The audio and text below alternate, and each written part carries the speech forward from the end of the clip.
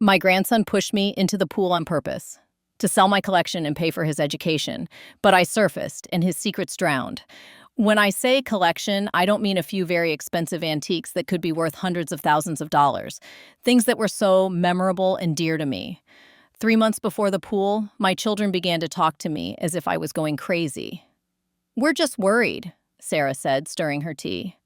"Mom, we need to pay for this education. Your grandson needs it for his future, and you don't need it anyway. Why do you need this big house? Antiques? You're old." My daughter continued. "Mom," she said, and put down her spoon.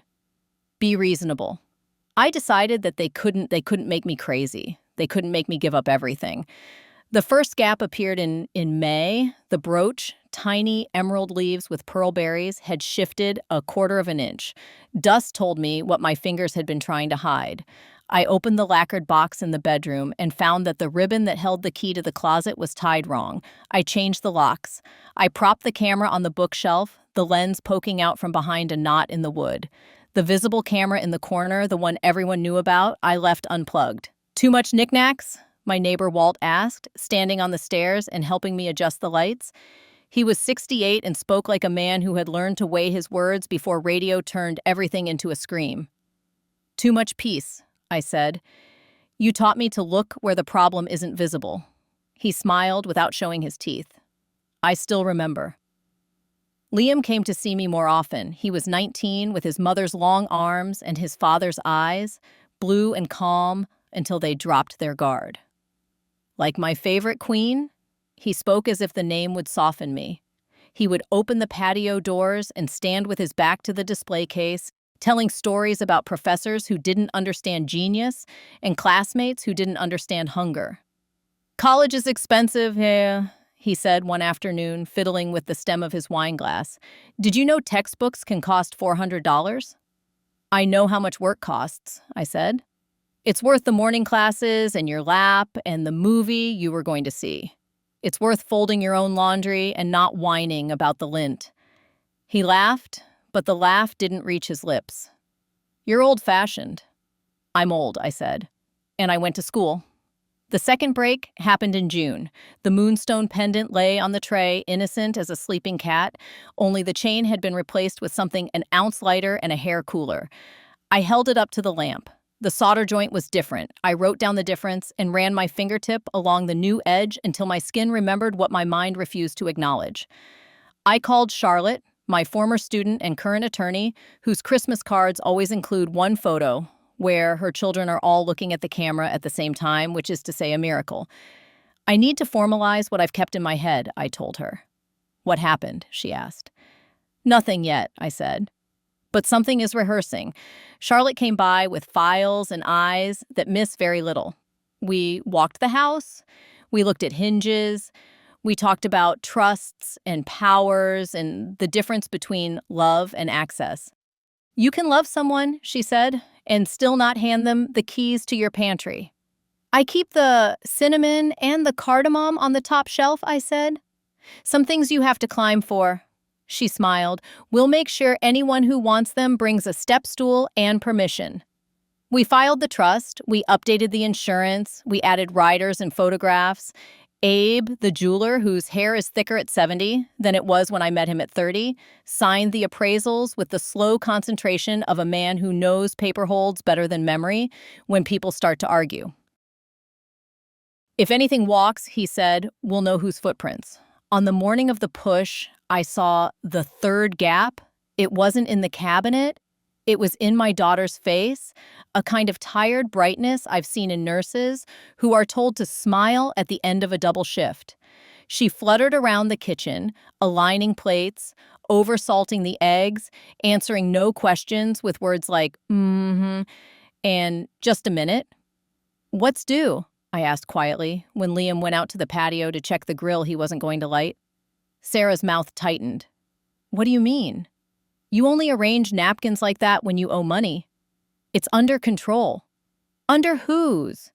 She looked at the sink, not at me. "Mom, please don't start." "Then don't make me finish," I said. "We can fix what we look at." She turned the faucet on and let water think for her. He needs tuition cleared by Friday, she said finally. They're threatening to drop his classes. Send me the statement.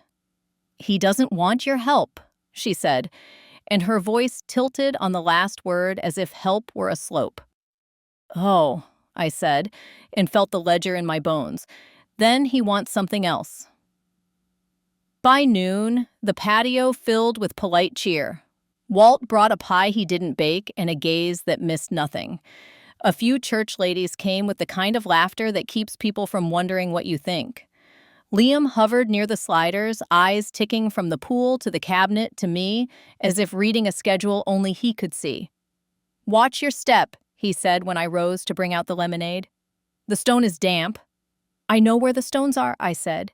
But he wanted me near the edge, and when the towel slipped from the chair arm, oh, how careful we are when we think we have to perform innocence, he reached past me to catch it, and his shoulder knocked mine with the same pressure boys use at camp to find out who cries. The world was water. The water was a crowd. I came up coughing, hearing the chorus of helpful voices. Liam's hands fluttered above the surface like a stage whisper. She slipped, he called, eyes flicking to Sarah, then to the cabinet. I wiped my face and stood, and every ache I own settled into rank.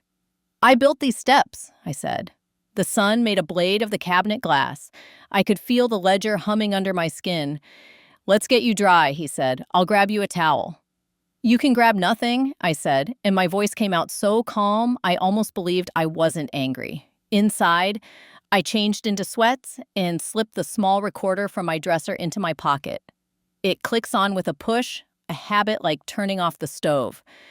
I've used it for recipes and for the ranting of an old dishwasher that gurgles when it is lonely. Today, it would record words I hoped I was wrong about. When I returned to the kitchen, the patio door was open. The cabinet key ribbon had been moved again, the knot wrong, the tail longer.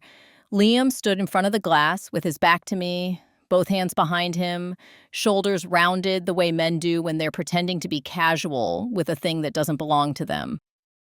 College is expensive, he murmured, as if speaking to the display. How could my own grandson look at a lifetime and see only price tags? I asked myself, and then I asked him aloud, how much is that sentence worth to you? He flinched, turned, smiled. You scared me. Good, I said. Sarah came in with a platter she did not need. Her eyes went immediately to the cabinet, then to me. Mom, why don't you sit? Liam and I can plate dessert. Let's plate the truth first, I said. Did you send me the tuition statement? Her mouth opened and closed. He's handling it? Is he enrolled? I asked. Or is he rehearsing that sentence too? Liam set the platter down. The china clinked. You don't need to interrogate me, he said. And there it was, that adult voice young men put on when they want to try authority, like a coat. You pushed me into the pool, I said. I get one question for that. I didn't. You did, Walt said quietly from the doorway.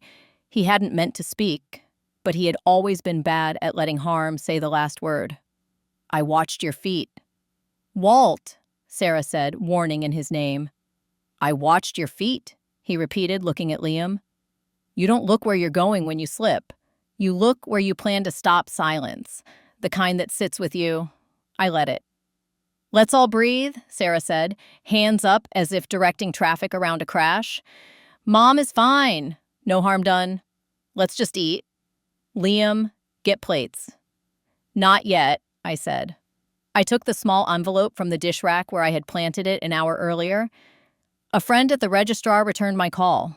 I handed it to Sarah. Her face went pale at the official letterhead. She didn't open it. She handed it to Liam. He examined the flap as if the glue could change the contents. He opened it with a fingernail. Academic suspension effective last semester, I said, saving us time. Failure to attend. Probation violated. Loss of housing. No classes to drop. No tuition due. Sarah closed her eyes. Liam swallowed. Why? She asked her son. He glanced at the cabinet. If guilt had a compass, it would point toward glass. I can fix it, he said. With what? I asked. My moonstone? He straightened. You don't even wear half of it. Because I am saving it for the day I decide who deserves what. Not the day someone else does. He set the letter down without looking away. His face had the tightness of a boy holding back tears he thinks will betray him. I needed cash. Greg knows a buyer, just a few pieces. I was going to replace them when the tooth fairy graduated you, Walt said dryly. Boys always promise what they haven't earned yet. I'm not a boy, Liam snapped. Then you're a thief, Walt said. Pick? Sarah's voice cracked. Dad wouldn't talk to him like that. Your father would ask where the money went, I said, and he would look until he found out. Liam's jaw worked. It's not like I hurt anyone, he muttered. You put my head underwater, I said. You looked at me like a problem. You replaced my chain with a cheaper one and assumed my fingers wouldn't remember. You moved a ribbon I've tied the same way for 30 years. You hurt what doesn't bruise outside. Someone laughed at a joke that didn't belong to us. The day had the nerve to stay beautiful. Go sit, Sarah said to me, but it came out like an order to herself. No, I said, we're going to fix what can be fixed and we're going to document what cannot. Because little did you know, I've been preparing for this day. I took my phone and sent a single text to Charlotte. Now. She replied within a minute. 5 minutes. Who are you texting? Sarah asked. The woman who will keep us all honest, I said. Liam, call your friend Greg. Tell him we're ready to sell. He shook his head. You can't be serious. I'm very serious, I said. You will make the call. You will set the meeting. Abe will attend as buyer. Walt will sit at the table. Charlotte will be the notary, who is unfortunately early. And I will watch Walt's eyebrows lifted. You've been rehearsing this. I rehearse goodbyes and battles, I said. This is both. Charlotte arrived like weather. Quiet, inevitable. Everyone breathe, she said, and the room obeyed. She scanned the letter on the counter, scanned Liam's face, scanned me. What's the play? Exposure, I said. Then choice. Liam's phone trembled in his hand. He dialed. Put it on speaker. A voice answered that belonged to a man who didn't like daylight. Yeah? It's me, Liam said. We're ready. Got more stock. Whose? Mine, Liam lied. Same spot. 30 minutes. Bring IDs. The line went dead. I'll call Abe, Dawn, I said, already dialing. He agreed before I finished my sentence. I'll bring the loop, he said, and hung up as if the rest of his day had been a decoy. We met at a diner that has been pretending not to be a front for 50 years by being very good at eggs. Walt slid into the booth first, putting his back to the wall like a man you can trust to be predictable in important ways. Abe arrived with a leather case and a grin he saved for poker. Charlotte took the end seat and stacked her folders like barricades. Liam sat beside me, holy and sullen. Greg showed without greeting and with a haircut that looked like it had been bartered for excuses. He slid into the booth across from us, eyes cutting each face like fabric. Who are they? He asked Liam, chin tipping toward Abe and Walt. Family, Liam said. And the buyer. Greg leaned back. Thought we had an arrangement. You have one with me, Liam said. This is my buyer. Abe opened his case. Loops, a scale, a tiny flashlight, the tools of a man who speaks paper but prefers metal. Let's see the merchandise, he said courteously, as if offering tea. Greg hesitated. Walt smiled a little. Show us now or show the police when they take it out of your bag, he said pleasantly. Dealer's choice. Greg's lips twisted. He pulled a pouch from inside his jacket and loosened the drawstrings. 2 brooches, one with pearls, one with garnets. The moonstone pendant, the thin platinum watch, my handwriting on the tags, Abe's appraisals photocopied, folded around each piece like apologies. Interesting, Abe said, peering through the loop. He turned the moonstone under the diner's pendant lamp, letting fluorescence tell the truth. Where did you get these? Estate sale, Greg said. Which estate? Charlotte asked, pen already poised over a legal pad. None of your business, he said. It's mine, I said. I reached into my bag and brought out my ledger. I flipped to the photographs and the serial numbers and the list of tiny scratches, that only the owner could love. This one has a nick shaped like a comma near the clasp. This one has a bent prong under the sixth pearl. The watch has a hairline crack inside the case you can't see until you breathe on it. Do you want to breathe on it, Greg? He looked at me as if seeing me for the first time. Then he looked at Liam. You said she didn't know? I finished for him. I know. I also know you're on camera from 3 angles in my living room. 2 are legal. 1 is art. Greg slid his chair back. Walt's hand fell to the table, easy and open. Don't, Walt said softly. There are 3 types of leaving, and all of them end with cops.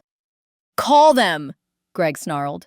We did, Charlotte said. They're waiting in the parking lot. But I'd rather not make a scene. Return the items, and you can walk away with a lesson. Refuse, and you can walk away in cuffs. Either way, you're leaving. He stared at her, calculating. Then his shoulders dropped. He said you'd never press charges, he muttered, nodding toward Liam. He said a lot of things, I replied. Greg emptied the pouch into Abe's waiting hands. The clink of metal on leather is one of the saddest sounds I know. It's the sound of something that should be skin being treated like coin. Outside, the cruiser's lights flashed once in the reflective window, just enough to remind everyone where lines live. Greg left with a warning and a card in his pocket that said the next time would be a record, not a conversation. Inside the diner, silence settled over our booth like dust after a small storm. Abe repacked the pieces. Charlotte closed the ledger. Walt looked at Liam the way old trees look at wind. How far did you plan to go? I asked my grandson. He rubbed his thumb along the edge of the table. Just enough to fix it. Fix what? I asked. Your suspension? Your mother's rent? Greg's haircut? He stared at me with eyes that were suddenly very young.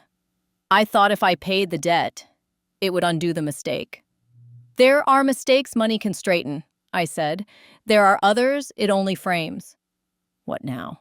He asked, so quietly I almost missed it. Now, you tell the truth, I said. To me, to your mother, to the registrar, you will work, you will attend community college if they'll have you, you will pay Abe for his time today and Charlotte for hers, not with the collection, those days are over, but with sweat, and you will not step into my house without me until I tell you to. He nodded, jaw tight with dignity he was borrowing. Okay. Sarah's hands trembled around her coffee cup. Mom, she said, please. He is not helpless, I said. He is a man with 2 choices, the man his grandfather would be proud of, or the man Greg sees as a wallet with legs.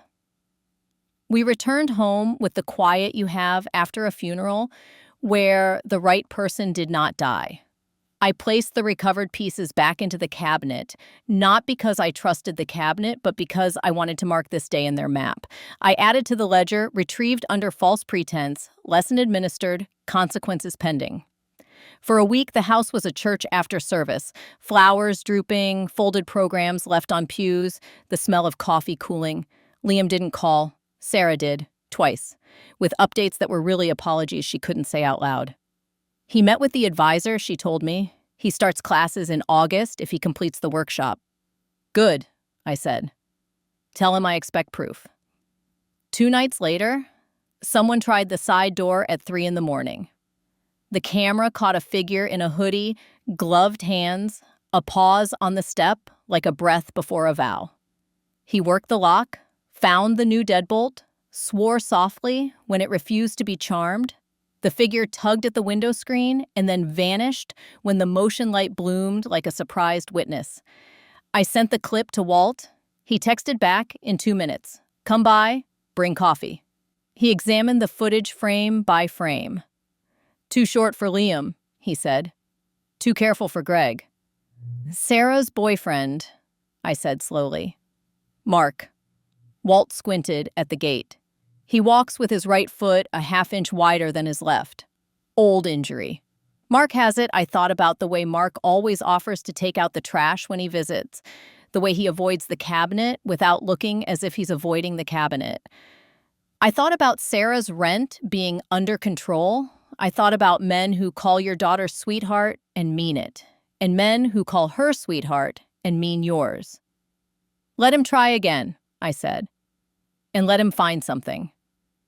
Walt looked at me the way he did when we found my husband's lost wedding ring in the soil beneath the rose bush 9 years ago, surprise and respect in equal measure.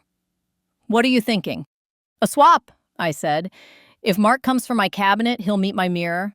I spent the morning with Abe. We laid out the most tempting pieces and their twins, replicas I'd commissioned over the years for travel and insurance photographs. Never thought you'd be grateful for fakes, Abe said, weighing a duplicate watch in his palm.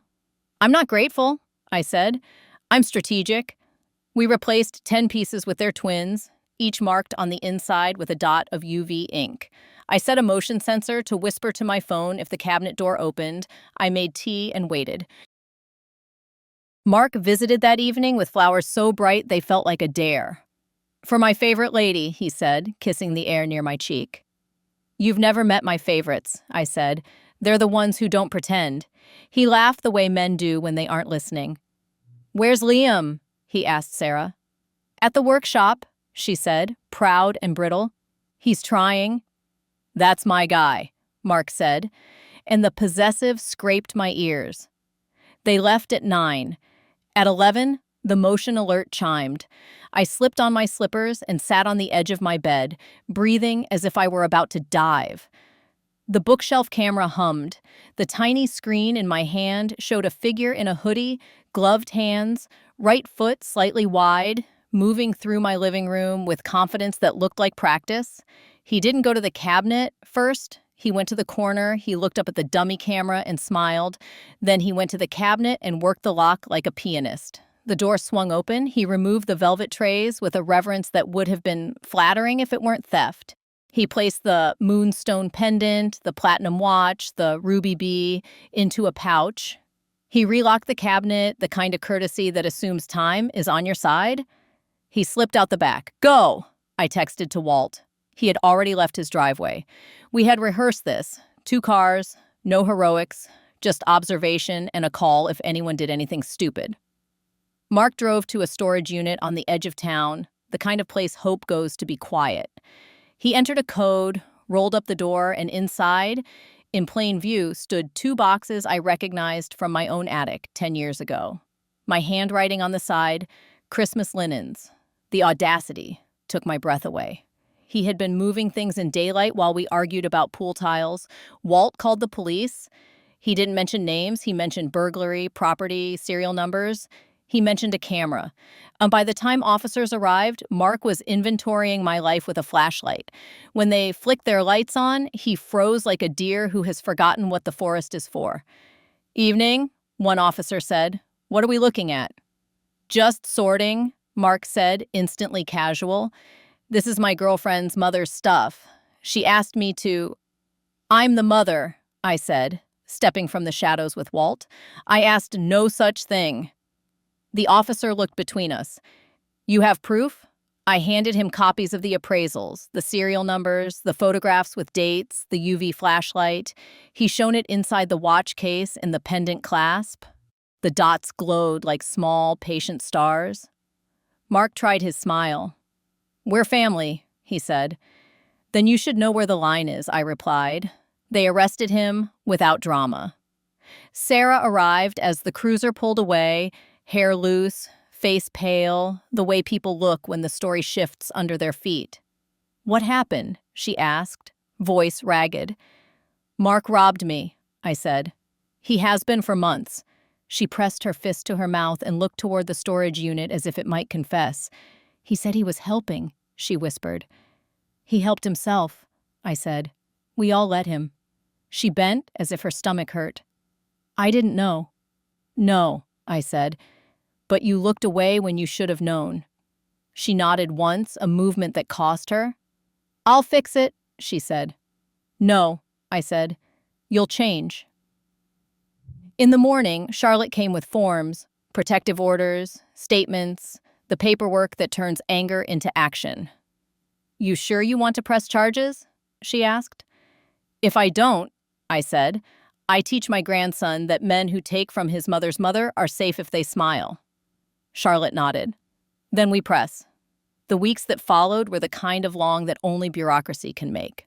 Statements, hearings, Mark posted bail and tried to look like misunderstanding in a shirt with buttons. He called Sarah. She didn't answer. He came to my street once and stood at the corner until Walt stretched on his porch in a way that made Mark remember other corners. Liam worked. He stacked boxes at the hardware store and came home smelling like wood and apology. He brought me receipts and a printout of his workshop completion. "I'm registered for fall," he said, laying the schedule on my table as if it were a fragile animal. 6 credits. I'll take more when I can pay for them." "Good," I said. "Bring me your grades before you bring me excuses." He nodded. "I deserve that." He hesitated. "I'm sorry about the pool." "So am I said. "Because for a second, under that water, I thought about how easy it would be to let you learn the hardest way." His face crumpled. "I'm glad you didn't." "So am I answered. "I like victories I can attend." At the preliminary hearing, Mark's attorney tried to make my age the story. "Isn't it true," he asked, "that you sometimes misplace small items?" "Yes," I said. "I lose buttons and find them in the dryer lint. I lost a ring in the garden and found it beneath the roses. I misplace men and find myself—" He blinked. "And you expect the court to believe you can identify microscopic markings on jewelry?" "I expect the court to believe the photographs taken 3 years ago, the serial numbers recorded by an independent appraiser, the UV markers applied with a technique you're welcome to look up, and the man on video entering my home at 11:17 on a Tuesday." The judge, a woman with hair that had learned to be gray on purpose, allowed herself the smallest smile. "Move on, counselor." The case moved toward trial. Mark pled to a lesser charge under the weight of evidence and the caution of a public defender who looked tired of men like him. He took a deal that kept him out of prison but put him under a leash with a name, probation, and a price: restitution. Sarah asked to come over after the plea. She stood in my kitchen, like a little girl who has broken my favorite vase and knows this time glue is not a metaphor. "I'm ashamed," she said. "So am I said. "Shame is honest. Don't live there." She wiped her eyes. "I let him talk me into believing you were confused, that we were helping, that selling a few things wouldn't matter. I told myself Dad would have agreed. Your father would have agreed to whatever made you stop crying," I said. "He loved you that much and that foolishly. I love you differently." She nodded. "Will you forgive me?" "Forgiveness is not a key," I said. "It's a path. You can walk here whenever you like. It's not a shortcut." She took a breath. "I left him," she said. "I closed the account he opened in my name. I blocked his number. I told Liam the truth." "What did you tell him?" "That I chose a man who made me smaller. That I believed him because it was easier than believing I was wrong." She looked at me. "That I learned it from you when I was a girl. That you chose bigger." "I chose survival," I said. "Sometimes it looks like bigger. Mostly it looks like sleepfall came. The maple out front turned the red of a warning flare. Liam brought home a C on his first essay and a B on his second. He started asking me questions about time management, which is to say he started listening. He avoided the cabinet and hugged me with both arms. He answered my questions before I asked them. He still looked at the pool sometimes with a memory behind his eyes that tasted like chlorine. On Thanksgiving, we set the table with the china again, as if the plates could testify to resilience. Walt carved the turkey. Abe brought a pie he did bake this time. Charlotte arrived late with a bottle of cider and stories about judges who make eye contact when they sentence men. When dessert was done and the kitchen smelled like work and sugar, I stood and tapped my glass. "I have something to say." Everyone turned, polite, wary. "I changed my will," I said. "I am establishing a scholarship at the community college in your grandfather's name. It will go to students who work 20 hours a week and maintain a B average while studying something that makes their hands useful. The collection will be sold over 10 years by Abe to fund it. If you want to inherit something, apply." Sarah put her hand to her mouth. Liam looked as if I had handed him a mountain and a rope. "I'm not punishing you," I said. I'm investing in the part of you that nearly drowned while you watched me go under. Liam nodded slowly. I'll earn it, he said. I hope you do, I answered, but if you don't, someone will. Either way, those pieces will pay for more than a haircut and a lie. Later, when the house was quiet and the dishwasher hummed like a contented old cat, I went to the display cabinet. I laid my palm against the glass. I thought of the moonstone and the nights it saw me cry quietly, so no one would inherit my softness. I thought of the ruby bee and the day I forgave a man who didn't know what to do with kindness. I thought of the watch and the promotion and the hour I realized work could be love if you do it for people, not bosses. Thank you, I whispered to the map. We made it back. Snow came late that year.